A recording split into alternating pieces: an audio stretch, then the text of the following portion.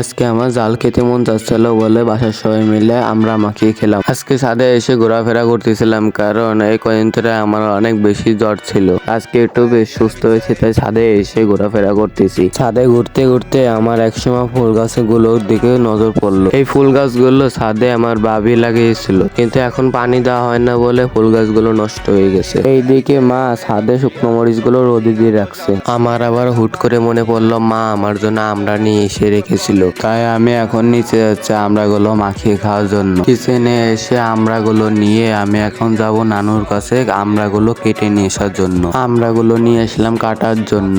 নানুর কাছে দেওয়ার সাথে সাথে নানু আমড়াগুলো আঁশ ছাড়িয়ে নিচ্ছে। তারপর নানু আমড়াগুলো কেটে কুচু কুচু করে নিচ্ছে। তারপর আমি একটা লবণ দেখে টেস্ট করে দেখলাম কেমন লাগে। তারপর আমি আমার ভাবিকে বলছিলাম মাখিয়ে দেওয়ার জন্য। সে মরিচ, লবণ, বলন এইসব দিয়ে ভালো মতন মাখিয়ে নিল আমড়াটি। মাখানো হয়ে গেলে আমি একটু খেয়ে দেখলাম কেমন লাগে। এটা খেতে অসাধারণ হয়েছিল। এইদিকে আমার ছোট বাড়ির আমড়াগুলো খেয়ে ঝাল লেগে গিয়েছে। আমড়াগুলো খেতে মোটামুটি ঝাল হয়েছিল। আমার এইসবের ঝোল খেতে অনেক ভালো লাগে তাই আমি ঝোল খাচ্ছি।